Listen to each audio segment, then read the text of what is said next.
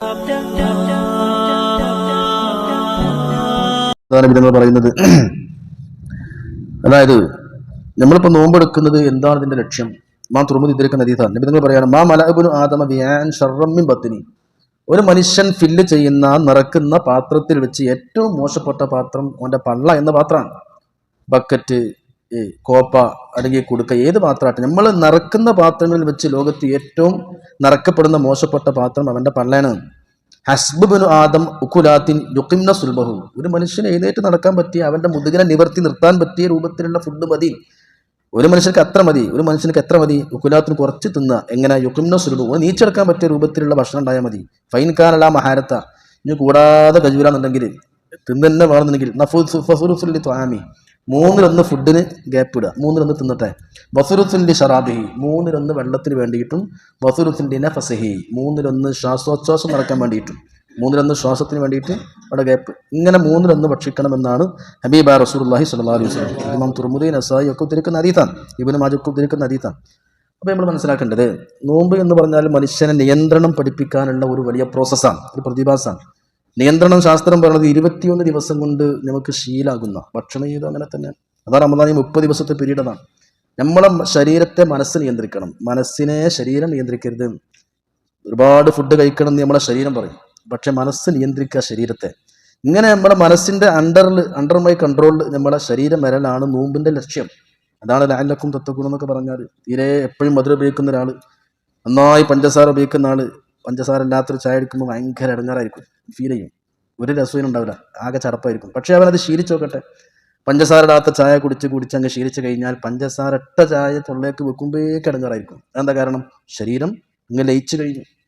അപ്പോൾ ഏതും അങ്ങനെ തന്നെ. നമ്മൾ സാധാരണ ഫുഡ് എടുക്കുന്ന സമയം ഉച്ചക്ക് 1.5 മണിക്കാണെങ്കിൽ 1.5 മണിക്ക് നല്ല വിശപ്പുണ്ടാവും. ആ 1.5 മണി കഴിഞ്ഞ് പിന്നെ എന്തോ തിരക്കിൽ പരിപാടിയോ വേറെ എന്തെങ്കിലുമൊക്കെ ക്ലാസ്സോ മറ്റൊക്കെ വെച്ച് 2:30-3 ആകുമ്പോൾ വിശപ്പാണ്ട് പോകും. എങ്ങനെ വിശപ്പ് പോകുന്നത്? വിശപ്പ് പോയിട്ടല്ലത്, സമയം തെറ്റുമ്പോൾ പിന്നെ നമ്മളെ ശരീരം മനസ്സിന് പാകപ്പെട്ടു. പിന്നെ മനസ്സ് വേറെ ഷുഗറിലായപ്പോൾ പിന്നെ ഭക്ഷണം വേണ്ടാച്ചു. നമ്മളിങ്ങനെ യാത്ര ചെയ്തുകൊണ്ടിരിക്കണം, പെട്ടെന്ന് വിസർജിക്കാൻ മുട്ടി അല്ലെങ്കിൽ മൂത്രയ്ക്കാൻ മുട്ടി. അപ്പോൾ നോക്കുന്ന സമയത്ത് അവിടെ ബാത്റൂമും കാര്യമൊന്നുമില്ല, ഇനി പറയാൻ പോകണം. അപ്പോൾ നമ്മളെ മൂത്രയ്ക്കാൻ മുട്ടി അവിടെ പോയിക്കാൻ പോയി ഉറക്കും പോയിട്ടില്ല. നമ്മളെ ശരീരം മനസ്സിന് നിയന്ത്രിക്കപ്പെട്ടു. ഇപ്പോൾ സൗകര്യം ഇല്ല എന്ന് പറഞ്ഞപ്പോൾ പിന്നെ മൂത്രയ്ക്കാൻ ഉണ്ടാവില്ല. ഇനിയൊരു ബൈക്ക് നമ്മളിങ്ങനെ പോവാണ്, ബസ്സിലോ കാറിലോ. അപ്പോൾ ഒരാൾക്ക് മൂത്രയ്ക്കാൻ ഇറങ്ങിപ്പോയി, അപ്പോൾ എല്ലാവർക്കും മുട്ടും, ഒരാൾക്ക് മൂത്രയ്ക്കാൻ മുട്ടിയാൽ മതി. ഇതൊക്കെ മനസ്സാണ്. അപ്പോൾ ഈ മനസ്സിനെ നിയന്ത്രിക്കുക ഫുഡ് കൺട്രോളിലൂടെ, ഭക്ഷണ നിയന്ത്രണങ്ങളിലൂടെ, ലൈംഗിക ആസക്തികളിൽ നിന്ന് മനുഷ്യനെ മെല്ലെ പിന്തിരിപ്പിച്ച് ഈ ശീലമാക്കുക എന്നുള്ളതാണ് റമദാൻ പീരീഡ് കൊണ്ട് ഉദ്ദേശിക്കുന്നത്. പ്രത്യേകിച്ച് നമ്മൾ മനസ്സിലാക്കേണ്ടത് നമ്മളെ വയറ് നിറച്ച് ഭക്ഷണം കഴിക്കുക. ഇനി കേട്ടോ, വളരെ പ്രധാനപ്പെട്ട ഒന്ന്, ബഹുമാനപ്പെട്ട ഉമർത്തങ്ങൾ പറയാണ്, ഇയ്യാക്കും വൽ ബത്ന, നിങ്ങളെ പള്ള ശരിക്കും ശ്രദ്ധിക്കണം കേട്ടോ. ഇതൊക്കെ പറയാനുള്ള യോഗ്യത നമുക്ക് ചിലപ്പോൾ ഉണ്ടായിക്കൊള്ളുന്നില്ല. ഭക്ഷണം മുമ്പിൽ കിട്ടിയാൽ നമ്മളൊക്കെ തിന്നും. ഭക്ഷണം സംഗതി മനസ്സിലാക്കുക, നിയന്ത്രിക്കുക. മഹാനവർ പറയാണ്, ഇയ്യാക്കും വൽ ബത്ന, നിങ്ങളെ പള്ള ശ്രദ്ധിക്കണം. നബിതങ്ങൾ ഏറ്റവും വലിയ പ്രത്യേകത ഞാൻ എപ്പോഴും പറയുന്നുണ്ട്, റസൂലുള്ളാഹിക്ക് കുടവയറില്ലായിരുന്നു എന്നുള്ളതാണ്. കുടവയർ പള്ള ചാടുന്ന റസൂലുള്ളാഹിക്ക് ഇല്ലായിരുന്നു. വേറെ നമുക്ക് നബിതങ്ങൾ A to Z detailed explanations available, historic, എല്ലാ ചരിത്രത്തിലുണ്ട്. നബിതങ്ങളെ താടി, നബിതങ്ങളെ കൈ, കാല്, മുടി എല്ലാം കറക്റ്റായിട്ട് A to Z ഉണ്ട്. പക്ഷേ നബിതങ്ങളെ വയറിനെ പറ്റി വയറ് ചാടിയത് ലോക ചരിത്രത്തിലില്ല. നബിതങ്ങൾക്ക് വയറ് ചാടിയിട്ടില്ലായിരുന്നു. അപ്പോൾ അതാണ് വിഷയം. ഇയ്യാക്കും വൽ ബത്ന, നിങ്ങളെ പള്ള ശ്രദ്ധിക്കണം. ഫഇന്നഹാ മക്സറത്തുൻ അനി സ്വലാത്തി, പള്ള എന്ന് പറഞ്ഞാൽ നിസ്കരിക്കാൻ മടിയക്കാരം, നിസ്കരിക്കാൻ നിങ്ങൾക്ക് മടുപ്പുണ്ടാക്കും നിങ്ങളെ വയറ്. മഫ്സദത്തുൽ ലിൽ ജിസ്ം, നിങ്ങളെ തടി കേടെടുത്തും, നിങ്ങളെ ശരീരം കേടെടുത്തും നിങ്ങളെ വയറ്.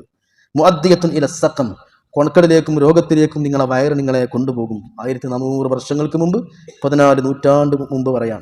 വാലൈക്കും ബിൽ ഖസ്ദി ഫി ഖുവ്വത്തിക്കും, നിങ്ങൾ വളരെ ശ്രദ്ധിക്കണം, മിതത്വം നിങ്ങൾ പാലിക്കണം. നമ്മൾ വയറ് എന്ന് പറഞ്ഞാൽ ഈ കാണുന്നതൊക്കെ പള്ളേ നമ്മൾ കരുതിയത്. സ്റ്റൊമക്ക്, ആമാശയം കുറച്ചേ ഉള്ളൂ.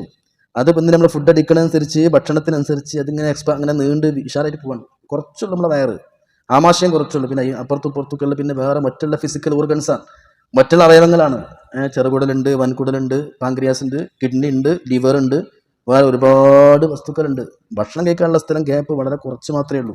നമ്മൾ മനസ്സിലാക്കി, ഈ കാണുന്നൊക്കെ എൻ്റെ പള്ളയാണല്ലോ, ഈ കാണുന്നൊക്കെ എൻ്റെ വയറാണല്ലോ എന്നാണ് കരുതിയത്. അതിന് ഭക്ഷണം ചെല്ലേണ്ട ഗ്യാപ്പ്, ഭക്ഷണത്തിനുള്ള വേക്കൻറ്റ് വളരെ കുറച്ചുള്ളൂ.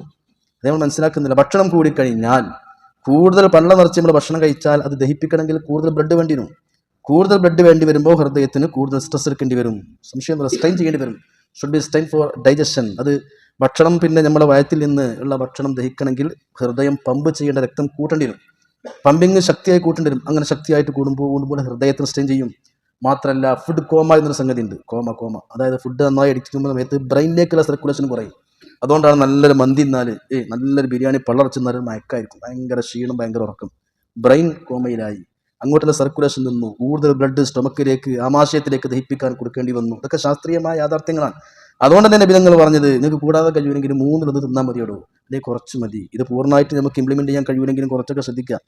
അപ്പൊ ഞാൻ പറഞ്ഞത് നമ്മുടെ ശരീരത്തിന് ഇപ്പോൾ ഹൃദയത്തിൽ നിന്ന് പമ്പ് ചെയ്യേണ്ടി വരും കൂടുതൽ ബ്ലഡ് ഇത് ദഹിപ്പിക്കാൻ വേണ്ടിയിട്ട്. അപ്പോൾ ഹൃദയത്തിന് കംപ്ലൈന്റ് ആണ്, പ്രശ്നമാണ്. തലച്ചോറിന് കംപ്ലൈന്റ് ആണ്. അതുകൊണ്ട് തന്നെ ഹൃദയം വളരെ സ്ട്രെയിൻ ചെയ്യേണ്ടി വരും. എക്സ്ട്രാ 1.5 ലിറ്റർ എക്സ്ട്രാ അവന്റെ ബ്ലഡ് ആമാശയത്തിലേക്ക് തിരിച്ചുവിടേണ്ടി വരും. ട്രാഫിക് ജാം വരും. ട്രാഫിക് വണ്ടി തിരിച്ചുവിടുന്ന മാതിരി 1.5 ലിറ്റർ എക്സ്ട്രാ തിരിച്ചുവിടേണ്ടി വരും ഇത് ദഹിപ്പിക്കാൻ വേണ്ടി. അതുകൊണ്ടാണ് നബി തങ്ങൾ പറഞ്ഞത് നിങ്ങൾ ഭക്ഷണം കഴിക്കുന്ന സമയത്ത്